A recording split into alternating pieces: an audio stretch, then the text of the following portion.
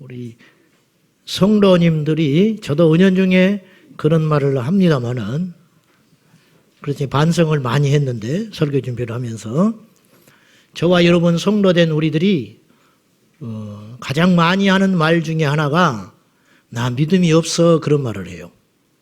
난 믿음이 없다는 거예요. 혹은 내가 믿음이 부족해서 그러네 그런 소리 하지요. 안 하세요? 나 믿음이 부족하다. 나 믿음이 없다.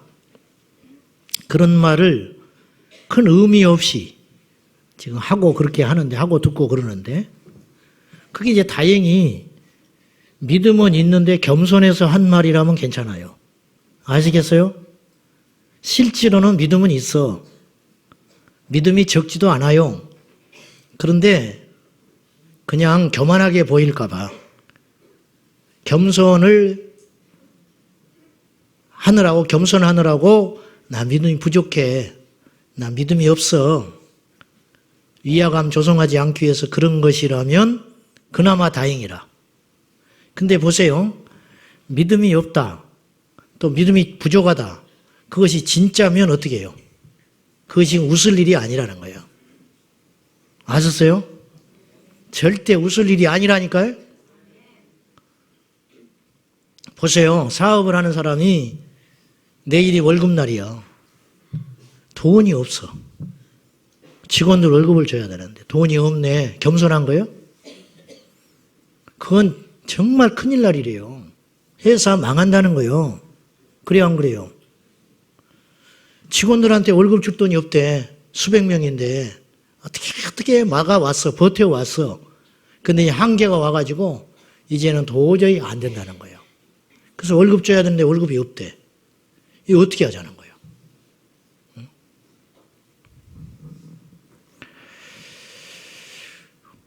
정말 큰일 날 소리 아닙니까? 성도에게 믿음이 없다는 거는? 성도에게 믿음이 없다는 소리는 무시무시한 소리 아니에요? 언뜻 그런 생각이 드는 거예요, 제가. 이 말이 거짓말이든지 우리가 이 말에 충격을 받고 있지 않는 것은 이 말이 진실하지 않는 거짓말이든지 아니면 믿음이 없는 그 현실을 그만큼 심각하게 지금 받아들이지 않고 있다는 거예요. 그런 뜻 아니에요? 밥을 해야 되는데 식량이 떨어졌다. 이게 보통 일입니까? 직장이 위태위태하다. 이게 보통 일 아니죠. 그런 건 우리가 굉장히 위기로 받아들여요. 보이니까. 당장 피부에 와 닿으니까. 근데 믿음이 없어. 어떻게 된 일인지 교회를 30년 다녔는데 믿음이 없대. 이게 보통 일이에요, 이게? 응? 이분은 이 중에도 이런 분이 계실지 몰라요. 교회를 30년 다녔는데 자기는 믿음이 없대. 그리고 웃어. 웃을 일이야, 지금? 땅을 치고 통곡할 일이야. 옷을 찢고 잿더미에 앉아가지고 머리를 휘날리면서 죄를 날리면서 하나님께 어찌하냐 되냐고 지금 통곡을 해도 시원찮은데 웃으면서 자기 믿음이 없대. 그래서 기도시키지 말해. 나도 안 시키려고 그래. 응? 이게 지금 믿음이 없다는 말이 아무렇게나 걱정 없이 그냥 푸념처럼 고백처럼 해야 할 말입니까? 아니라는 거예요. 우리에게 믿음이 없다면 우린 세상 사람들과 다를 바 없는 거예요. 믿음이 없다면 교회를 다니는 것이 곧 믿음은 아니라고 내가 누차 이야기했어요. 교회는 다니는데 믿음이 없다. 그러면 세상 사람과 똑같은 종교생활을 하고 있는 거예요. 우리에게 믿음이 없다면 우리가 살아가는 것 그 자체가 의미가 없을지도 몰라요. 로마서 1장 17절은 이렇게 기록되어 있습니다. 한번 봅시다. 시작. 의가 나타나서 믿음으로 믿음에 이르게 하나니 기록된 바 오직 의인은 믿음으로 말미암아 살리라 함과 같으니라. 하박국 선지자의 말씀을 사도 바울이 서신서를 쓰면서 가져온 거예요. 오직 의인은 믿음으로 말미암아 산다. 너무 잘 아지요. 너무 유명하지요. 여기서 오직이라는 말을 붙였어요. 이 오직이 의인을 지칭하는 것인지 믿음을 지칭하는 것인지 그것이 중요한 게 아니고 한 가지 분명한 것은 오직 의인이 됐던 그것이 믿음을 지칭하는 것이 되었던 오직 믿음의 사람은 믿음으로만 산다. 다른 건 없다. 그 말은 무슨 말이냐? 그것만 있으면 충분하다. 거꾸로 다른 거 다 갖춰줘도 믿음이 없다면 그 사람은 모래 위에 집을 지은 자와 같고 망망대해를 혼자 조각배를 가지고 가는 위태로운 인생과 같다. 곧 끝난다. 곧 끝나. 다시 오직 의인은 믿음으로 말미암아 살리라. 그럼 믿음이 없다는 것은 하나님이 볼 때는 살고 있는 게 아니에요. 믿음으로 말미암아 믿음 때문에 믿음에 근거해서 오직 믿음에 기초하여 믿음으로만 사는 사람. 그 사람이 뭐냐? 의인이다. 믿음으로만 사는 사람. 그 사람을 성도라 그런다는 거예요. 믿음으로만 사는 사람. 그 사람을 천국 시민이라고 한다는 거예요. 근데 그것이 없다는 거예요. 재산은 가졌는데 믿음이 없어요. 이게 좋아할 일이 아니에요. 어떠세요, 여러분? 피부에 와닿지 않죠? 돈이 없는 게 문제지 믿음이 없는 것은 심각하게 안 받아들여지는 시대에 살고 있는 거예요. 속고 있는 거예요. 속고 있어, 지금.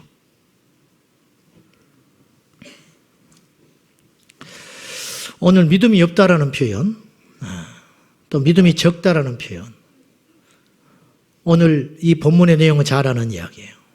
예수님의 제자들이 예수님과 함께 이제 거라사 지방으로 건너기 위해서 배를 탔는데 풍랑이 몹시 일어났습니다.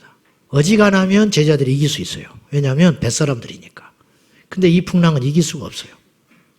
그리고 나서 한참 자기들이 두려워하고 고생을 한 대까지 다 한 다음에 정말 죽게 되니까 누가 생각났냐면 주무시는 예수님이 생각이 난 거예요. 그래서 예수님을 깨웠어요. 얼마나 피곤하시든지 주님께서 그 풍랑이는 뱃속에서 흔들리는 뱃속에서도 주무셨다. 의도적으로 주무셨는지 그만큼 피곤하셨는지 아무튼지 그 주님을 깨운 거예요. 그리고는 주님께서 그 풍랑을 잠잠하게 한 다음에 뭐라고 이야기하시냐면 주님이 좋은 소리를 안 하는 거예요. 어찌하여 무서워하느냐. 이 믿음이 없는 자들아. 왜 이렇게 믿음이 없냐. 이 똑같은 기사가 마태복음 8장에 나와요. 근데 거기는 믿음이 적은 자들아 그렇게 이야기해요. 같은 말이에요. 믿음이 없다라는 거나 믿음이 적다라는 것이나 이제 같이 봐요. 같이. 이들이 성령 받고 사도행전에 넘어가면서 완전히 뒤집어지죠. 그들이라면 이런 상황을 만났을 때 두려워하지 않았을 거예요. 근데 지금은 두려워하고 있는 거예요. 초기의 제자들. 너무 당연한 두려움. 어찌 보면 제자들 입장에서는 억울할 법도 할 정도로 이 큰 풍랑 앞에서 그러면 두려워하지. 아무리 자기들이 머무림쳤지만 이길 수 없는 풍랑을 앞에서 두려워하고 무서워하고 허둥지둥하는 건 사실 아니냐 이거예요. 그러나 주님은 책망을 하셨다는 건 뭐냐면 너희들은 그래서는 안 된다는 거예요. 왜? 너희들은 믿음으로 이걸 극복했어야 된다는 거라는 거예요. 내가 타고 있지 않냐? 내가 있지 않냐? 근데 왜 무서워했냐? 그것 자체가 믿음이 없는 것이다. 오늘 우리 이야기 아니에요? 교회에 와서도 무서워하고 있어. 기도하면서도 무서워해. 그렇지 않아요? 자꾸 주님을 묵상해야 되는데 망할 걸 묵상하고 있어. 계속 망한다는 거예요. 계속 안 될 걸만 묵상하고 있는 거예요. 병만 묵상하고 있어요. 응? 요새 좀 소화가 안 돼. 지금 연휴가 껴서 병원을 못 가는데 분명히 탈났다. 그런 믿음을 갖고 있어. 그러니까 그런 믿음을 갖고 산다는 거죠. 아니야. 우리 주님이 함께 하시는데. 주님이 요구하시는 우리에게 바라는 믿음은 그거라는 거예요. 풍랑을 만났지만 야 주님이 우리와 함께 하는데 저 풍랑이 어떻게 하겠냐? 어떻게 되겠지? 야, 한 대까지 해보고 주님이 어련히 우리 알아서 하겠냐? 주님이 요구하는 건 이거였다는 거예요. 근데 뭐 어쩔 줄 모르는 거예요. 허둥지둥 다 죽었다는 거예요. 그런데 제자들이 이해할 수 없는 것은 주님의 기적을 봤어요. 그리고 주님의 가르침을 들었어요.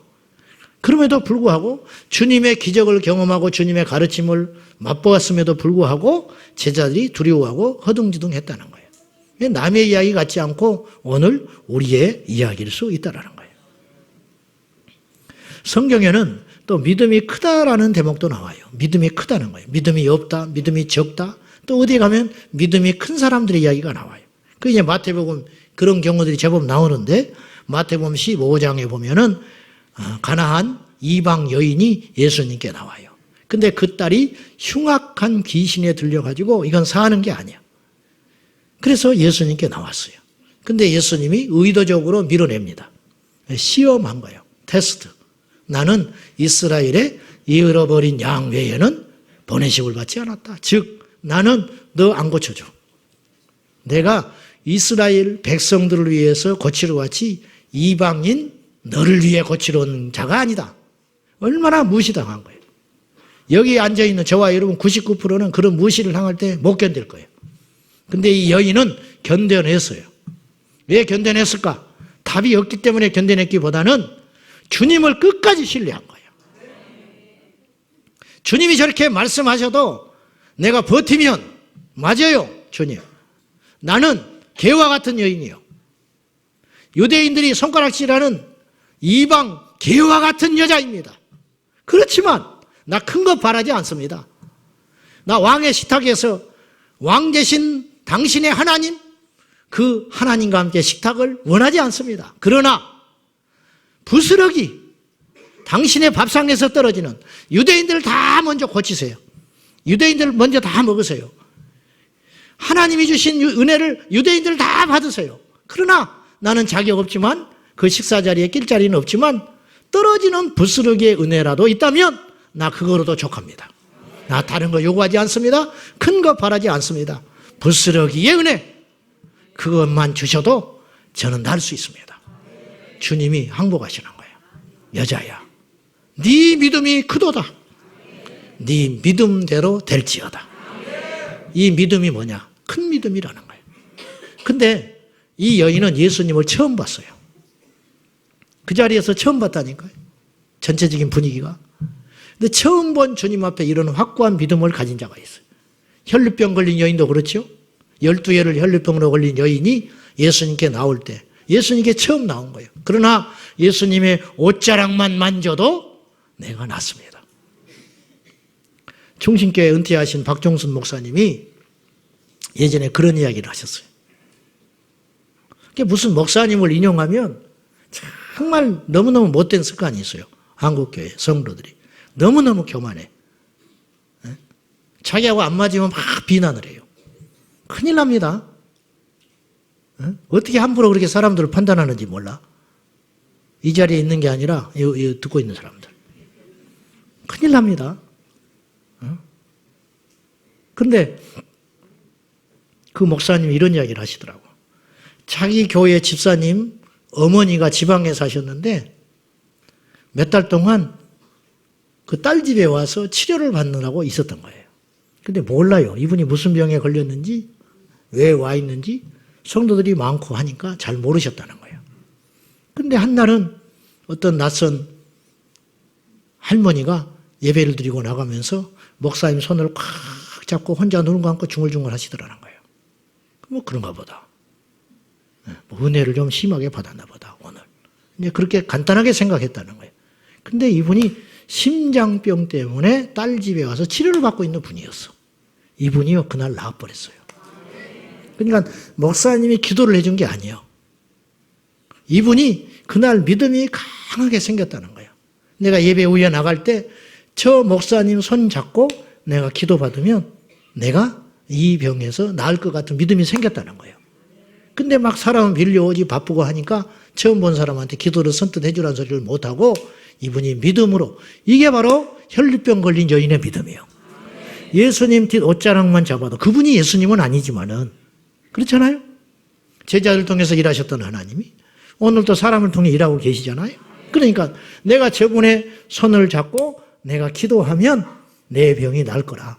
이런 믿음이 있어서 그렇게 했는데 가서 보니까 병이 낫더라는 거예요. 이게 믿음이거든요. 이것이 큰 믿음이라.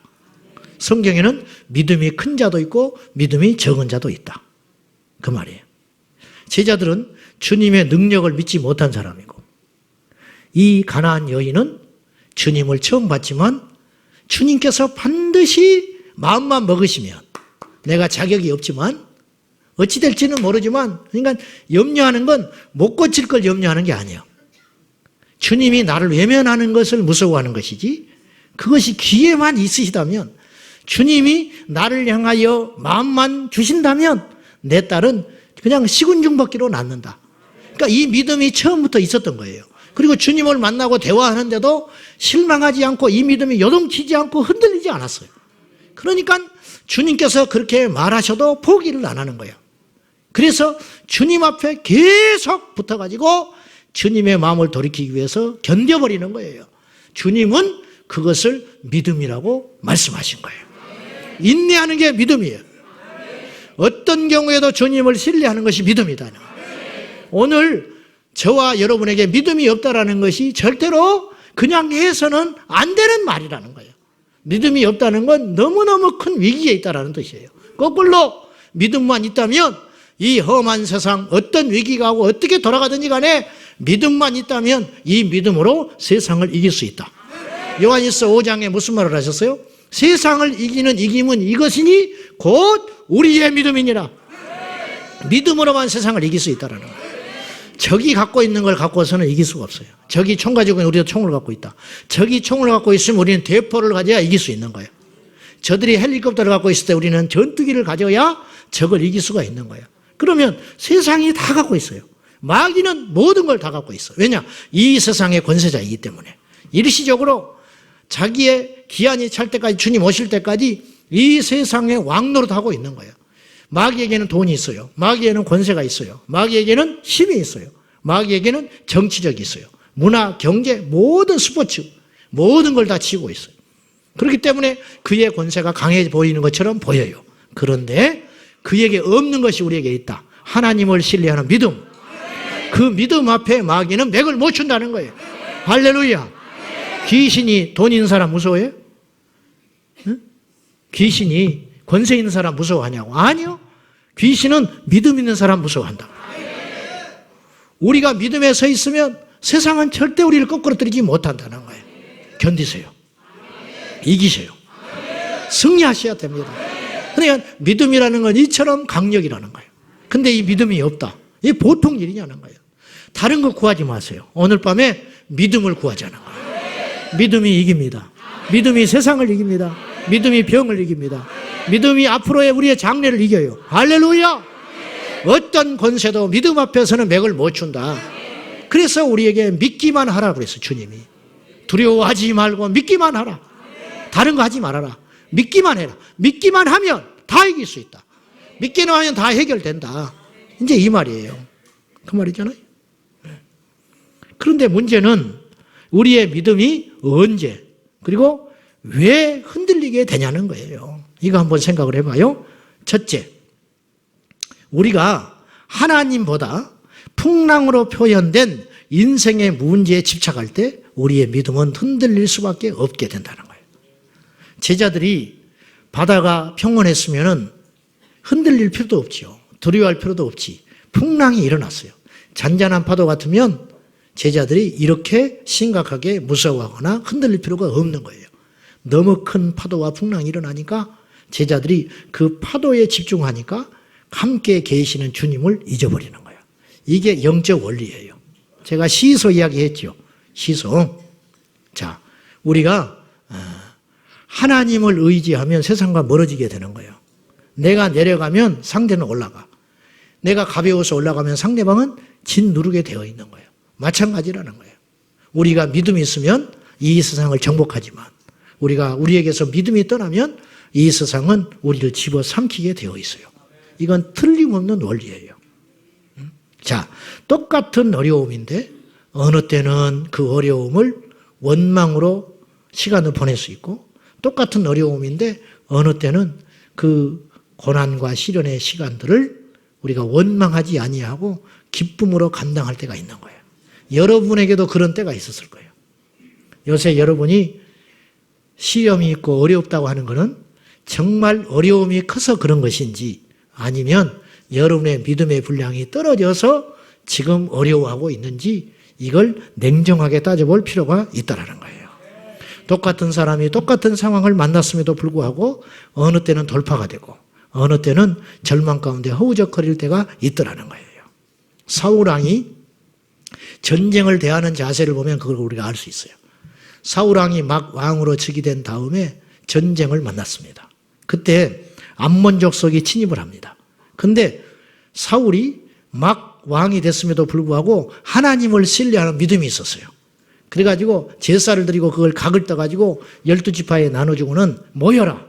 이 전쟁에 참여하지 않으면 전부 이렇게 될 줄 알아. 얼마나 힘이 넘쳐요. 그러니까 그냥 12지파의 사람들이 모여들어가지고 사울을 중심으로 암몬 족속을 단번에 물리쳐버린 거예요. 그러니까 저 사람이 누구야? 어떻게 저런 비실비실한 인간이 왕이 됐지? 그랬던 사람들조차도 아무 소리 못하게 되는 거예요. 그리고 오히려 그런 사람이 있으면 나와봐.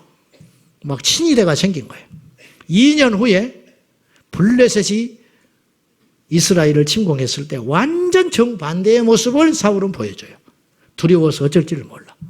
그래가지고 사무엘이 늦게 오니까 번제를 드리고 그걸로 백성들의 마음을 움직여가지고 해보려고 수를 쓰다가 하나님께 버림받는 결정적인 계기가 되는 거예요. 질서를 깼다는 거예요. 믿음이 없었다는 거예요. 믿음이 없었다는 건 뭐예요? 두려워했다는 거예요. 왜? 똑같은 적인데 어차피 이기기에 힘든 싸움이었는데 어느 때는 이렇게 용기를 내고 어느 때는 그렇게 무너지느냐 그 말이에요. 이것은 무슨 차이냐? 적의 크기가 문제가 아니라는 거예요. 내 안에 믿음이 있었느냐? 믿음이 없으니까 무너지는 거예요. 믿음이 없으니까 똑같은 적인데 한없이 커 보이기 시작하는 거예요. 내가 믿음이 있으면 적이 작아 보이는 거예요. 그러니까 12정탐꾼의 사건을 통해서 볼 수 있잖아요. 똑같이 보고하는데 어떻게 된 건지 10지파의 정탐꾼들은 우리는 이길 수 없다. 그러네 2지파의 사람 저들은 우리 밥이라. 어떻게 똑같이 눈을 보고 똑같이 그 자리에서 보고 온 사람들이 다른 이야기를 하느냐. 이건 뭐예요? 믿음의 차이라는 거예요. 여러분에게 고난이 있잖아요. 왜 없습니까? 다 있어요. 시련이 있잖아요. 그 시련이 예수님보다 커 보입니까? 그러면 우리는 지는 거예요.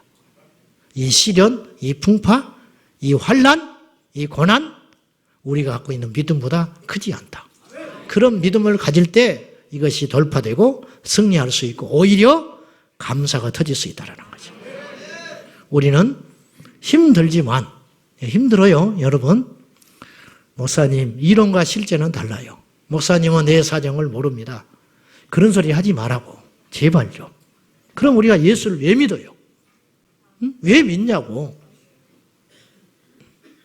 사람들이 이길 수 있을 때 이기고 사람이 기뻐할 때 기뻐하고 사람이 절망할 때 절망한다면 예수님을 믿는 우리의 믿음을 어디에 써먹냐는 거예요. 그렇게 생각하지 마세요. 주님은 우리 형편을 다 아셔요. 아시니까 혼자만 죽겠네, 힘드네. 너는 내 마음 몰라. 너도 나의 상황에 처하면 나보다 더 심할 거야. 그런 소리는 하지 말라는 거예요. 하지 마라. 여러분 위로받는다고 여러분 문제가 해결돼요? 전쟁에서 패배하고 돌아온 팔이 잘린 병사에게 애썼다. 위로한다고 그것이 회복이 되냐고. 훈련을 시켜서 총 쏘는 법을 다시 가르치고 훈련을 시켜서 무장시켜가지고 다음 전쟁에는 지지 않는 용병을 만들어야 할 거 아니에요? 언제까지 우리가 위로만 받고 있을 거예요? 믿음으로 이겨야지. 무장을 해야지. 내가 믿음 없다는 걸 인정하면서 하나님께 믿음을 구하고 다시는 패배하지 않는, 다시는 넘어지지 않는, 다시는 똑같은 상황에 있다 할지라도 과거처럼 절망하거나 인간적인 방법으로 스스로 멸망의 길을 자초하지 않는 예수의 사람들로 새로워져야 되지 않겠어요? 성경은 우리에게 이야기해요. 믿음의 주여 온전케 하시는 예수를 바라보라고. 히브리서 그 말씀을 받는 사람들은 핍박 중에 있는 유대인들이에요. 지금 우리처럼 안방에서 따뜻한 예배드리는 사람들이 아니라고요. 흩어져서 극심한 환난 가운데 있는 흩어진 히브리 유대인들에게 히브리서 기자는 믿음의 주요 온전하게 하시는 이인 예수를 바라보라. 그분도 이기셨다. 그분도 앞에 있는 잠깐의 고난을 이기시고 영원한 기쁨으로 들어가셨다. 우리도 그렇게 된다. 그러니까 왜 앞에 있는 잠깐의 고난을 집착하며 그곳에 넘어가서 우리 주 예수를 보라. 스데반은 돌에 맞아 죽으면서 누구를 봤느냐? 하늘의 문이 열렸다고 그랬어요. 사도행전 7장에 보면 하늘의 문이 열려서 아무에게도 보이지 않는데 스데반은 봤어요. 보좌 우편에 서신 주 예수를 봤어요. 그러니까 주님을 바라본 거지. 돌을 던지는 그들을 보지 않고. 그래서 그들을 마지막까지 축복하면서 잘 수 있었다는 거예요. 죽었다고 써 있잖아요. 스데반은 잔이라. 이게 부활의 영광이라. 부활의 영광. 풍랑을 보느냐, 풍랑을 허락하신 주님을 보느냐, 풍랑을 보느냐, 풍랑이 일지만 나와 함께 하시는 주무시는 주님을 볼 것이냐. 이게 이제 우리의 몫이 남아 있는 거죠. 두 번째, 우리의 믿음이 언제 그렇게 요동치게 되고 흔들리게 되는가?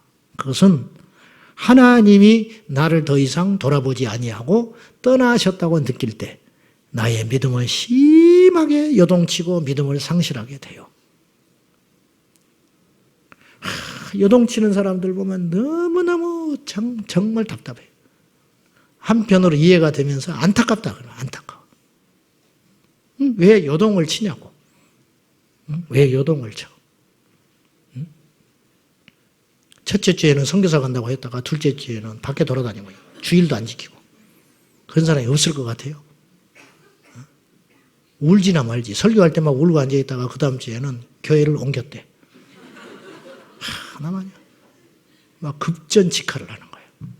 다 좋은데 그런 식으로 예수 믿지 말라는 말이에요. 제발 좀.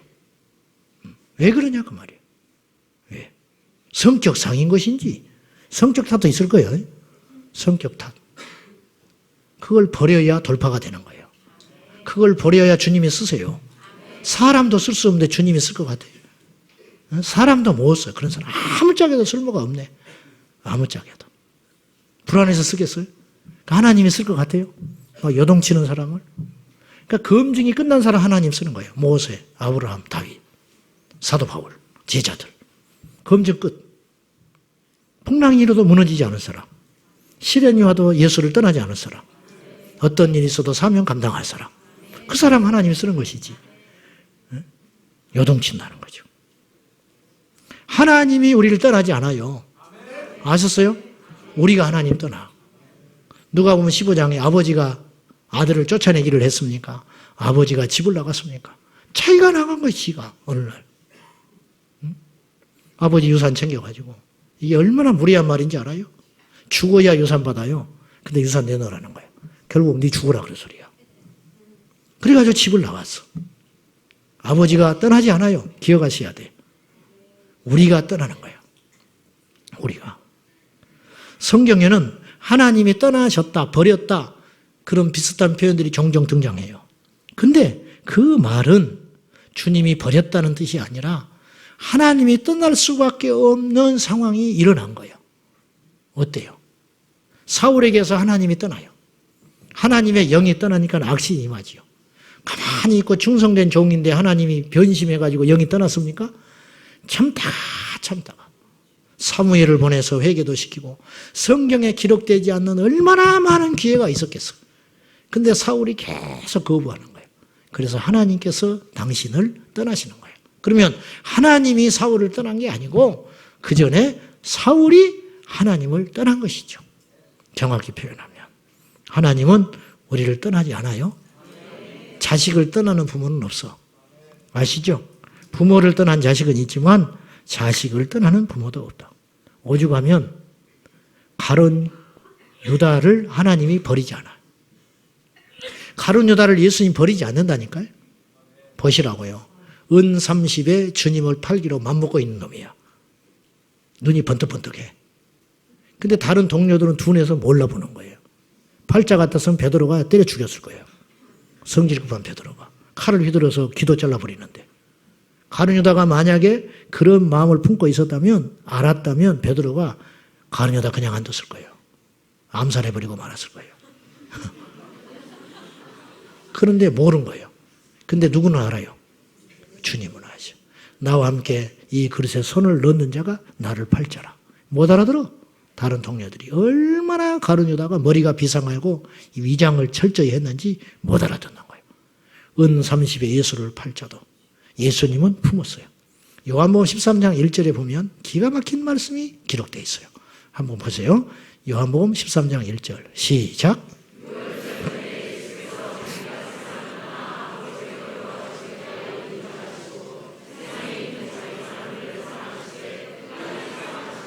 보세요. 예수님께서 자기 사람, 제자들이든 아니면 따라들이는 무리든지 아니면 불쌍한 사람들이든지 자기의 사람들을 끝까지 사랑하시니라. 끝까지 주님은 한 사람도 버린 적이 없어. 아까 가나안 여인 버린 것처럼 보이잖아요. 그 버린 게 아니에요. 살렸잖아요. 예수님 만난 사람은 다 살았어요. 그렇죠? 주님 우리를 버리지 않아요. 이것에 대한 믿음을 갖고 계셔야 돼. 주님이 우리를 버린 게 아니고 우리가 주님을 버리는 거라니까요. 우리가 주님을 떠나고 있어요. 우리가 주님을 떠나고 있다고. 믿음으로 행하지 않으니까. 그것이 곧 주님을 떠나는 자세지. 주님 우리를 결코 버리거나 떠나거나 포기하지 않은 분이시다. 이거를 믿는 믿음이 있어야 한다는 거예요. 오죽하면 성경에 상한 갈대를 꺾지 아니하시고 꺼져가는 심지를 끄지 않는다고 하셨을까? 이게 하나님 아버지의 성품이라는 거예요. 물어봅시다. 상해버린 갈대 어디다 쓰려고? 꺾어져도 못 써. 그냥 두면 꺼져가는 심지. 그거 뭐하러 가져가시게? 그거 지키셔서 뭐하게? 다시 쓸 수도 없는 거. 그렇게 하찮은 것도 하나님 버리지 않는다. 이걸 이제 감정적으로 받아들이면 안 돼요. 무슨 말이냐면 그래 감사하다. 주님 나 버리지 않는다고 하니 그렇게 생각하면 아침에 내일 눈 뜨면 아무것도 남지 않아요. 감정으로 받아들이지 말고 논리로 받아들이셔야 돼. 무슨 논리냐? 예수님이 마태복음 6장에 그러셨어. 공중에 나는 새를 봐라. 공중에 나는 새를 봐라. 그들이 먹을 것도 수고도 하지 아니하되 하나님이 그를 버리지 않는다. 그러면 너희는 그들보다 얼마나 소중하냐? 그러면 공중에 나는 새도 굶어 죽지 않더라는 거예요. 그죠? 들에 핀 백합화도 자기 노력으로 그렇게 아름다운 자태를 뽐내지 않는다. 수고하지 않아. 근데 하나님이 다 알아서 해줘. 공중에 나는 새도 먹이시고 그리고 들에 핀 백합화도 저렇게 아름답게 때가 되면 주님께서 꽃을 피워줘. 근데 하물며 너희일까 보냐. 논리적으로 생각을 해보라는 거예요. 하나님 우리를 버릴 것 같으면 뭐하러 택했냐는 거예요. 그럴 리 없다. 그러니 하나님이 우리를 버렸다는 그 생각에 허우적거리지 말아라. 그 말이에요. 고난이 있는 것 뿐이지 하나님이 우리를 버린 것은 아니다는 거예요. 근데 의외로 그렇게 생각하는 사람이 많더라는 거예요. 우리가 이 자리에 와 있는 것이 하나님께 예배할 수 있는 힘이 남아있다는 증거가 뭐냐면 하나님이 우리를 붙잡고 있다는 증거예요. 어떤 사람이 환란이 너무 오래 가니까 아주 고전적인 예화인데 여러분 아는 사람이에요. 이거 이야기 모르는 사람은 인제 교회 온 사람이에요.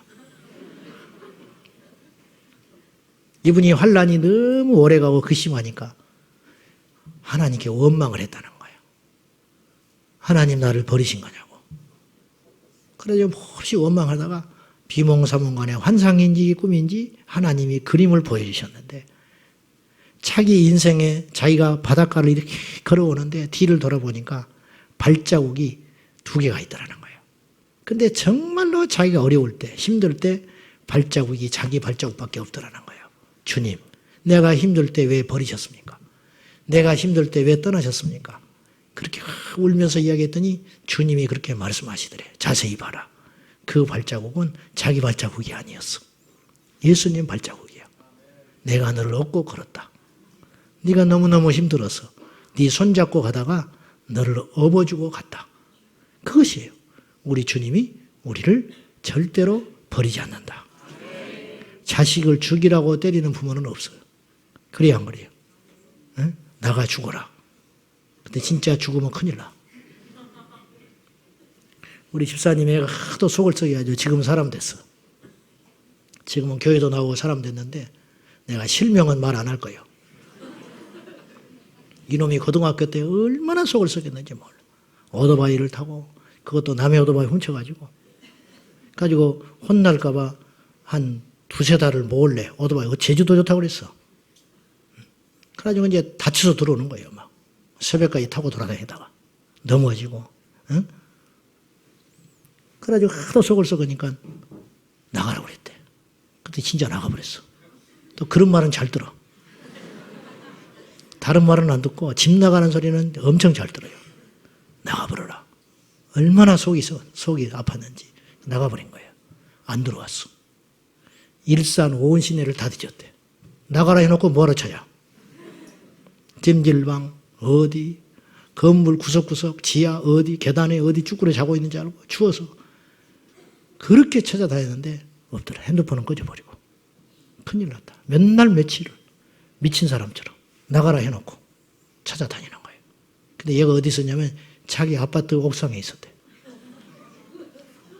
자기 아파트 옥상에서 헌이불 주워다가 거기서 자빠져 자고 있더라네. 부모는 그렇게 찾아 헤매고 있는데. 그러니까 100명의 자식이 있다 해도 부모의 심정을 헤아리지 못하는 거예요. 우리가 이렇게 많은 성도들이 이 자리에 있는 것 같지만 하나님 심정을 몰라요. 저도 몰라. 그 큰 사랑과 그 깊은 사랑을. 그래서 당신의 아들을 십자가에 죽이신 그 사랑이 와닿지가 않잖아. 왜냐? 어지간한 사랑을 받아야 알지. 너무 큰 사랑을 받았는데 이 큰 사랑을 어떻게 측량도 못하며 감도 못 잡고 이해도 못하는 거예요. 이해가 안 되니까 믿는 거예요. 납득할 수 없으니까 그냥 받아들이는 것뿐이에요. 우리가 한번 정직히 표현해봐요. 알아요? 당신의 아들 예수 그리스도를 십자가에 죽인 그 사랑을 우리가 알 수 있냐고. 말은 아멘 하지만 알아요? 실감이 나세요? 실감이 안 나요. 왜? 우리는 그런 사랑을 일상 살면서 받아본 적도 없고 베푼 적도 없어요. 그래서 모르는 거예요. 모르기 때문에 설명할 사람도 없고 모르기 때문에 그걸 받아들이는 것뿐이지 믿는 것뿐이지 실감이 나질 않아요. 실감 난다면 거짓말이에요. 제가 볼 때는. 아무튼지 하나님은 우리를 버리지 않는다. 우리가 환난을 당할 때, 시련을 당했을 때 마귀는 극렬하게 활동을 해요. 어떤 활동을 하냐? 첫째, 우리를 정죄합니다. 첫째는 우리가 후회를 해요. 그 다음에 원망해요. 그러다가 탓을 해요. 자, 보세요. 정죄한다는 건 무슨 뜻이냐면 어제를 살고 있다 그런 뜻이야. 정죄한다는 건 과거를 살고 있는 사람이야. 어제를 사는 사람은 반드시 죽습니다. 아셨어요? 어제를 사는 사람은 어리석은 자야. 왜 어제를 살아? 지나간 일인데 왜 우리를 정죄해? 끝난 일인데. 그리고 오늘을 사는 사람이 있어. 오늘을 사는 사람은 현실적인 사람이야. 그죠? 오늘을 사는 사람은 현실적인 사람. 그런데 오늘을 사는 사람은 내일을 못 사는 거예요. 믿음의 사람은 내일을 사는 사람이에요. 내일을 준비하고 대비하는 사람은요, 오늘을 이길 수가 있어. 무슨 말인지 아세요? 오늘만 사는 사람은 오늘이 끝이에요. 믿음이라는 건 뭐냐면 내일을 사는 사람이에요. 오늘 이 고난, 한날, 괴로움, 이날의 족하다. 내일은 내일이 염려할 거야. 예수님이 그랬어요. 그러니까 오늘 고난을 당한 우리들에게 예수님은 내일의 비전을 주시는 거예요. 내일이 기다리고 있어. 내일이 되면 또 이겨나갈 수 있어. 내일이 되면 참 이 말씀이 특이한 거예요. 내일은 내일이 염려한대. 네가 염려하는 게 아니요. 내일은 내일이 염려할 거야. 내일이 되면 또 이길 수 있어. 그런 뜻이에요. 오늘 이겼지? 내일 또 이겨. 할렐루야. 오늘까지 견뎌왔지? 내일 또 견딜 수 있어. 그러다가 마지막까지 견디다가 우리는 어디 가냐면 천국에 가는 거야. 예수님이 그렇게 말씀하는 거예요. 견디셔야 돼요. 하나님 우리 떠나지 않아요. 하나님 우리를 떠나려면 뭐하러 부르겠어요? 고난 때문에 버림받았다고 생각하지 말고 그 고난을 주신 하나님을 붙잡고 승리하자는 거예요. 쉽지는 않죠? 쉽지 않아. 쉬우면 그 길을 십자가라고 합니까? 쉬우면 천국 가는 길을 험하다고 합니까? 놀면서 웃음 지으며 그렇게 노래 부르면서 가는 길이 천국 길이 아니고 끊임없이 이겨야 하는 길, 끊임없이 싸워야 하는 길이고 끊임없이 무릎이 깨지고 이마가 깨지고 모욕을 당하고 손가락질을 당고 온갖 조롱을 받아도 포기하지 않아야 할 길이 천국 가는 길이고 십자가의 길이고 좁은 문의 길이다 그 말이죠. 그래서 그걸 이길 수 있는 믿음이 있어야 한다. 마귀는 환난이 닥친 우리들에게 정죄함으로 우리를 스스로 무너뜨리려고 하고요. 두 번째는 마귀는 우리에게 하나님으로부터 버림받았다는 생각을 끊임없이 조장하여 집어넣어요. 여기에서 반응을 하게 되면 우리는 무너지게 되는 거예요. 버린 것 아니에요. 버림받았다는 느낌을 마귀가 계속 심어쳤다는 거예요. 그때마다 우리는 물리치고 축사해야 돼요. 예수 이름으로 떠나가라. 하나님이 나를 버리지 않았다. 이 고난이 오래 가는구나. 그러면 내 생각 속에 사단이 생각 속에 심어놓은 사상이 있다는 거예요. 하나님이 너를 버렸어. 하나님이 없어. 하나님이 있다면 어찌 이럴 수가 있냐. 너 안 믿을 때도 더 잘 됐잖아. 안 믿는 자들도 네 일가 친척을 봐라. 안 믿는 자들도 얼마나 잘 되느냐. 그들의 조롱소리가 들리지 않아? 하나님은 없어. 이런 의심이 들어올 때 우리가 그것에 동의를 해버리면 우리는 무너지게 된다는 거예요. 단번에 무너지진 않아요. 그러나 이 시간들이 반복이 되면 하나님과 멀어지게 되는 거예요. 이건 틀림없는 사실이라 내가 그랬어요. 그런 생각에 동조하지 말고 이건 내 생각이 아니고 하나님께로부터 온 생각이 아니고 원수 마귀에게서 온 생각이니 단호하게 물리쳐야 된다. 여러분 집에 강도가 들어오면 그냥 둡니까? 여러분 집안에 불법 침입자가 있으면 그냥 놔두냐고. 몰아내야지. 놔두는 건 어리석은 자예요. 밥을 줍니까? 식사를 대접해줘요? 같이 놉니까? 죽으려고? 우리 생각에 우리 마음속에 집에 사단이 들어와서 하나님이 원치 않는 생각을 집어넣을 때가 있다는 거예요. 그 생각에 타협하지 마라. 그래서 시편 기자는 내 영혼아 어찌하여 낭망하느냐. 이건 굉장히 신학적으로 중요한 의미가 있어요. 자기 영혼을 분리시키는 거예요. 내 영혼아 어찌하여 두려워하느냐. 내 영혼아 어찌하여 낭망하느냐. 너는 주를 바라라. 그렇게 외칠 수 있어야 한다는 거예요. 할렐루야. 감정으로 받아들이지 마라 그랬어요. 위로만 받으시면 안 돼요. 논리적으로 생각을 해봐. 하나님이 나를 버리지 않는다. 버리시려면 왜 주님을 십자가에 내어주셨겠는가? 그렇게 소중한 존재를 하나님 버리시겠어요? 아니라. 그래서 고난에는 뜻이 있다는 결론을 내릴 수밖에 없는 거예요. 자, 세 번째 마지막으로 우리가 언제 믿음이 흔들리냐면 첫째는 풍랑이 올 때, 두 번째는 극심한 풍랑 가운데 하나님이 나를 버리셨다고 느낄 때, 세 번째는 우리의 기도가 받아들여지지 않는다고 느낄 때, 그때 우리의 믿음이 심하게 요동쳐요. 야고보서는 우리의 기도가 응답받지 못한 경우는 두 가지 중에 하나라고 그랬어요. 첫째는 기도를 하지 않아서 그렇다. 너희가 얻지 못하면 구하지 않기 때문이다. 여러분, 의외로 구하지 않는 사람이 너무 많아. 구하는 대신에 염려만 하는 사람이 많아.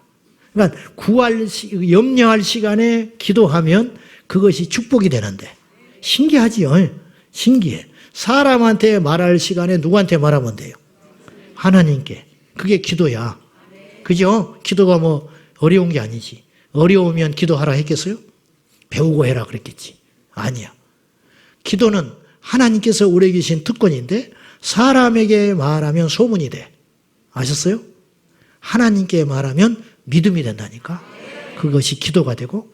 근데 우리는 신기하게 하나님께 말하는 습관을 갖지 못한 채 사람에게 자꾸 말을 하는 거예요.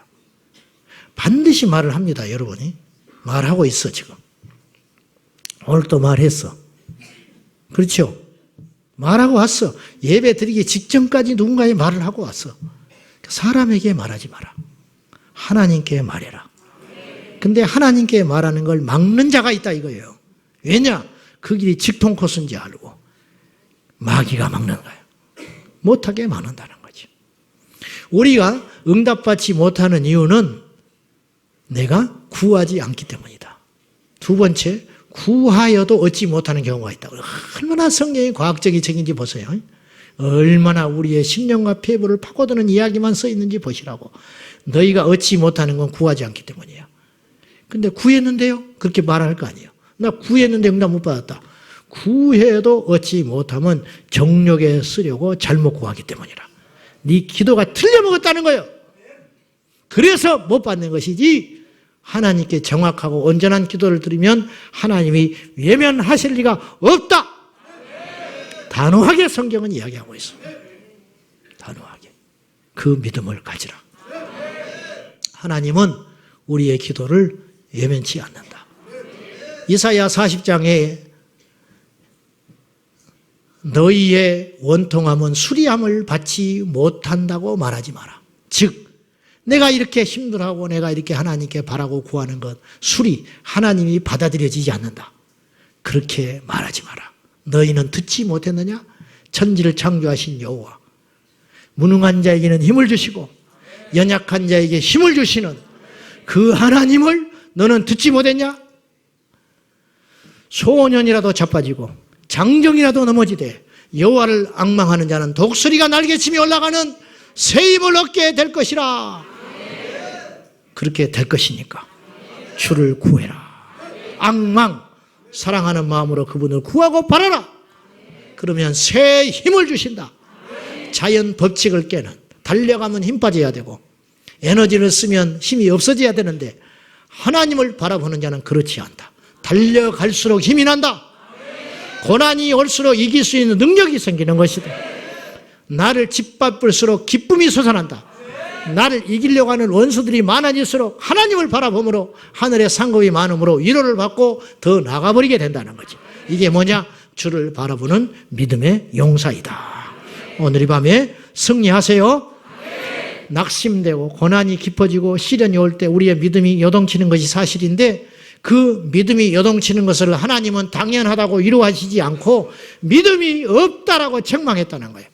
세상 사람들은 이 말 자체가 통하지 않아요. 적어도 예수 안에 있는 우리들은 믿음이 없음이 하나님 앞에 책망받아야 할 일이라는 걸 깨닫고 어떤 경우에도 자기 합리화에 늪에 빠지지 말고 믿음으로 나아갈 수 있기를 주님의 이름으로 축원합니다.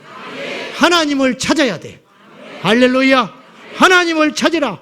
이것이 믿음이다. 아모스 5장 24절에 여호와를 찾으라. 그리하면 살리라. 마지막 말씀 시편 86편 6편 7절 말씀 한번 읽어요. 다 같이 시작.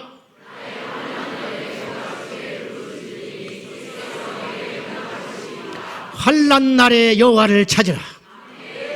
여러분 환난 날에 어차피 시간은 가. 가만히 주저앉아 있어도 환난은 가.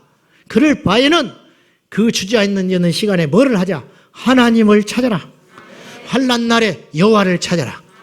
어차피 울고 있지 말고 주저앉아 있지 말고 원망하고 있지 말고 그것은 어리석은 것이니까 이왕 시간이 흘러간다면 그 시간을 하나님을 찾는 시간으로 바꿔라.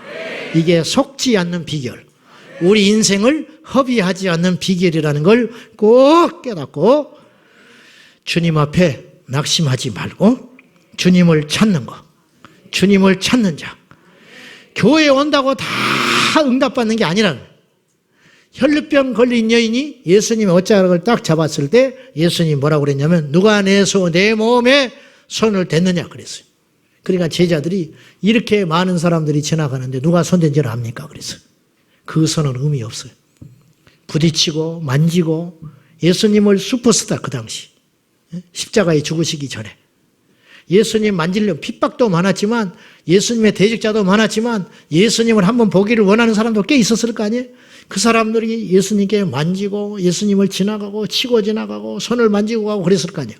하나도 예수님이 기억지 않았어요. 근데 믿음의 손. 그 많은 사람 중에 한 사람이에요. 아셨어요? 이렇게 많은데 그 사람을 누가 찾냐는 거예요. 아니 믿음으로 나를 만진 그 한 사람. 여리고에 한 사람이 있었어요. 삭개오. 사마리아 성에 한 여인이 있었어. 수가성 여인. 그 여인 그렇듯이 혈루병 걸린 여인 그 한 사람만 주님이 기억하는 손이 됐어요. 하나님을 찾는 그 손. 하나님을 믿음으로 찾는 그 손. 그 손을 가진 자에게 이 밤에 역사가 일어난다는 거예요. 특별한 손. 그래서 하나님을 찾는 방법이 기도고 하나님을 찾는 방법이 금식이고 하나님을 찾는 방법이 철야고 하나님을 찾는 방법이 애통하는 거예요. 하나님을 찾으세요. 그러면 주님이 반드시 우리에게 돌아보시사 우리에게 행하실 줄로 믿습니다. 결론 다른 거 회복하지 말고 믿음을 회복시켜라. 인간관계 회복시키려고 하지 마셔. 결국은 떠나가. 그리고 회복돼도 별것 없어. 별것 없어요. 그때뿐이야. 세상의 즐거움은 그때뿐이야. 다 경험해봤지요? 그렇잖아요. 새 집에 이사해 가봐. 한 달이면 끝이야. 새 집인지 현 집인지 감각이 없어져 버려. 직장에 들어가봐. 직장 없던 사람이 직장 들어가면 펄펄 날아다니지. 한 달만 다녀봐. 죽었다고 그래. 똑같은 거예요. 똑같아. 세상에 주는 가치와 세상에 주는 만족과 세상에 주는 기쁨은 그 순간뿐이야. 그거 말고 진짜 믿음을 회복하면 우리 평생에 승리할 수 있어요. 그러므로 이 밤에 따라합시다. 주여, 내게 믿음을 주소서. 주여, 내게 믿음을 회복시켜 주소서. 믿음이 없다, 믿음이 적다는 건 심각한 거예요. 우리는 죽은 자와 같아. 그렇게 하면 안 돼요. 믿음이 없는 것은 무서운 줄 알고 깜짝 놀라야 돼. 와, 나한테 믿음이 없었구나. 믿음이 진짜 없었네. 나는 이제 큰일 났다. 그러면서 막 절규하고 울고 애통하고 주의 전에서 끝장을 봐야 된다는 거예요. 오늘 이 밤에 여러분이 각성하셔서 믿음을 회복하는 밤 되시기를 축복합니다. 할렐루야. 기도합시다.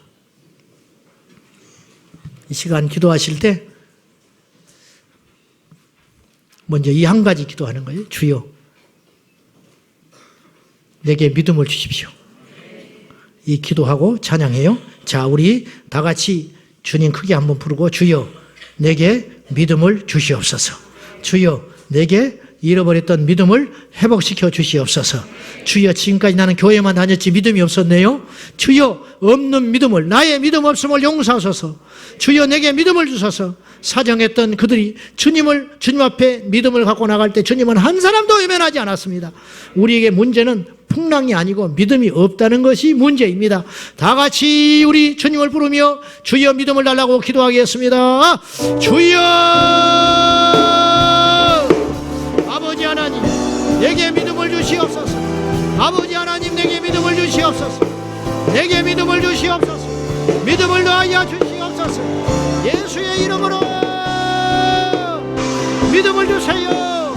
예수의 이름으로 믿음을 주세요. 믿음이 있다면 우리는 승리할 수 있습니다. 믿음만 있다면 이길 수 있습니다. 믿음만 있다면 절망에서 승리할 수 있습니다. 믿음이 이기네. 믿음이 이기네. 믿음이 세상을 이기네. 믿음이 이기네. 믿음이 이기네. 믿음이 환경을 이기네. 믿음이 죄를 이기네. 믿음이 원수 마귀를 이기네. 믿음이 나의 문제를 이기네. 믿음이 세상을 이기네. 주여, 내게 믿음을 주소서. 세상을 이기는 믿음을 주세요. 세상을 이기는 강력을 주세요. 세상을 이기는 믿음. 아버지 하나님, 믿음 없는 종을 용서하소서. 믿음이 적은 자를 용서하여 주소서. 할 수 있거든. 이 무슨 말이냐? 믿는 자에게 늙지 못할 일이 없느니라. 두려워하지 말고 믿기만 해라. 두려워하지 말고 믿기만 해라. 두려움을 버리고 믿음으로 나가라. 두려워하지 말고 믿음으로 나가라. 믿음으로 나가라. 믿음으로 나갈지어다. 주여, 우리에게 믿음을 주세요. 금보다 귀한 믿음을 주세요. 금보다 귀한 믿음을 주세요. 이 세상 어떤 것도 이길 수 있어요. 강력인 믿음을 주세요. 믿음이 이기네. 믿음이 이길 수 있어요. 믿음이 이길 수 있어요. 믿음의 역사, 믿음의 역사를 하나가야 주십시오. 믿음의 역사, 믿음의 역사를 하나가야 주시옵소서. 믿음이 병을 이깁니다. 믿음이 환경을 이깁니다. 믿음이 사람을 이깁니다. 믿음이 절망을 이깁니다. 믿음이 나의 과거를 이깁니다. 주여, 주여, 믿음으로 전진하겠습니다. 믿음으로 나가겠습니다. 할렐루야. 믿음으로 우리는 전진할 것입니다. 새하늘과 새 땅을 향하여 믿음으로 나갈 것입니다. 할렐루야. 믿음으로 나가겠습니다. 역사하여 주시옵소서. 오, 할렐루야. 하나님 아버지, 우리에게 금보다 귀한 믿음을 주시옵소서. 금도 사라질 날이 옵니다. 사람도 죽을 날이 옵니다. 환경도 무너질 날이 옵니다. 그러나 이 귀한 믿음은 영원할 줄로 믿습니다. 주여, 눈에 보이는 것들을 의지하지 말고 보이지 않지만 실제로 나를 살리고 있는 그 믿음을 주시옵소서. 믿음으로 병을 이기고, 믿음으로 환경을 이기고, 믿음으로 세상을 이기고, 믿음으로 원수 마귀를 이기는 승리의 사람들이 다 되게 하여 주옵소서. 주여, 믿음 없음을 용서하소서. 주여 내게 믿음을 주시옵소서. 예수님의 이름으로 기도하옵나이다. 아멘.